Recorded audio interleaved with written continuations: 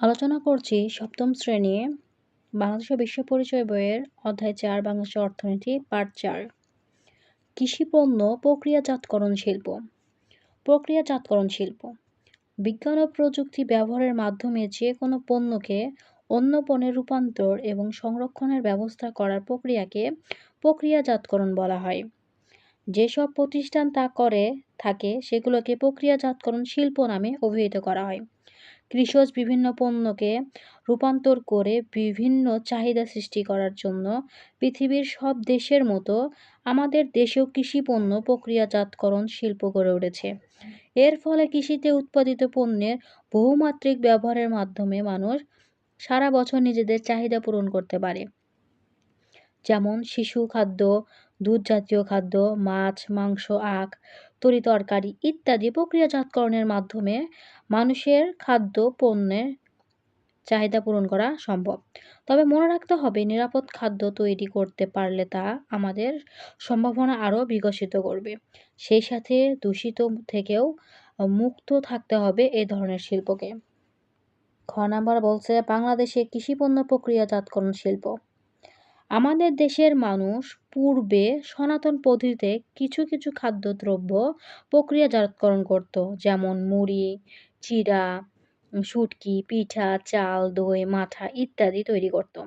এখন প্রযুক্তির উদ্ভাবনের ফলে খাদ্যপণ্য উৎপাদনের পরিমাণ যেমন অনেক গুণ বেড়েছে, তেমনি স্বাস্থ্যসম্মত উপায়ে সেগুলো সংরক্ষণের ব্যবস্থাও করা হচ্ছে বা যাচ্ছে। সনাতন পদ্ধতির প্রক্রিয়াজাতকরণের সমস্যা চাহিদা মোতাবেক পণ্য রূপান্তর করা যায় না, সংরক্ষণের সমস্যা, স্বাস্থ্যসম্মত কিনা তা পরীক্ষা নিরীক্ষা করা হয় না। আধুনিক পদ্ধতির সুবিধাটা কি? কৃষিপণ্য প্রক্রিয়াজাতকরণ শিল্প প্রতিষ্ঠার ফলে বাংলাদেশের মতো কৃষিপ্রধান দেশের উৎপাদিত কৃষিজ পণ্য সামগ্রীর সর্বোচ্চ ব্যবহার করার সুযোগ সৃষ্টি হয়েছে। যেমন পাটের বহুমুখী ব্যবহার উদ্ভাবনের ফলে মানুষ পাটের কাপড়, ব্যাগ, কারুশিল্প ইত্যাদি উদ্ভাবন করে লাভবান হচ্ছে। এর ফলে একদিকে কৃষকেরা লাভ হতে পারে, অন্যদিকে প্রক্রিয়াজাতকরণ শিল্পের উদ্যোক্তা ও কর্মীগণও কর্মসংস্থান সৃষ্টি করতে পারে। পণ্য সামগ্রী ব্যবহারকারীগণ ওইসব পণ্য ব্যবহার করার সুবিধা পেতে পারে। পাটখড়ি থেকে পার্টেক্স প্রক্রিয়াজাতকরণ শিল্প গড়েও দেশ লাভবান হতে পারছে। একইভাবে কৃষিজ পণ্য চাল, আটা, ভুট্টা, টমেটো, আলু, দুধ, মাছ, মাংস, ইক্ষু মানে হচ্ছে খেজুর, সরি হচ্ছে কুষার, চামড়া, তুলা ইত্যাদিকে কেন্দ্র করে দেশে এখন নানা ধরনের প্রক্রিয়াজাতকরণ শিল্প গড়ে উঠেছে। যেমন টমেটো সংরক্ষণের জন্য কোল্ড স্টোরেজ তৈরি হচ্ছে। ক্রেতাগণ সারা বছর টমেটো ক্রয় করতে পারছে। মাছ থেকে এখন শুধু শুটকি নয়, টিনজাত করে তা দীর্ঘদিন সংরক্ষণ করা যাচ্ছে, প্রয়োজন মতো খাওয়া যাচ্ছে। বিভিন্ন ঋতুভিত্তিক ফল সংরক্ষণ এবং ফলের নানা ধরনের রসালো খাবার উদ্ভাবন করা যাচ্ছে, যা দিয়ে সারা বছর মানুষের পুষ্টির চাহিদা পূরণ করা সম্ভব হচ্ছে। সরিষা ও তৈলজ শস্য প্রক্রিয়াকরণের মাধ্যমে তৈল জাতীয় সামগ্রী তৈরি করা সম্ভব হচ্ছে।